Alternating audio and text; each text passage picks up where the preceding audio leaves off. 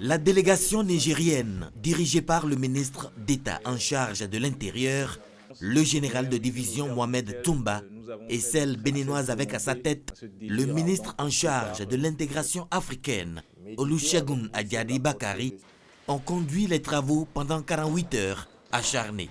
Les échanges ont principalement porté sur la reprise de la coopération bilatérale Bénin-Niger et la libre circulation des personnes et des biens après plusieurs mois de fermeture de leurs frontières. Nous avons tenu notre engagement. Nous avons verrouillé la priorité sécuritaire.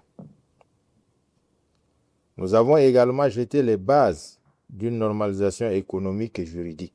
Les principes de l'exonération des taxes sur le transit, de l'interdiction de la mise en consommation, de la révision des charges et du règlement des contentieux sont désormais inscrits dans nos engagements communs.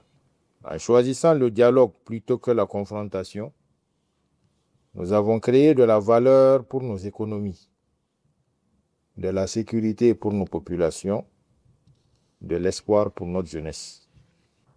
La ratification des accords par nos autorités respectives devra intervenir dans les meilleurs délais.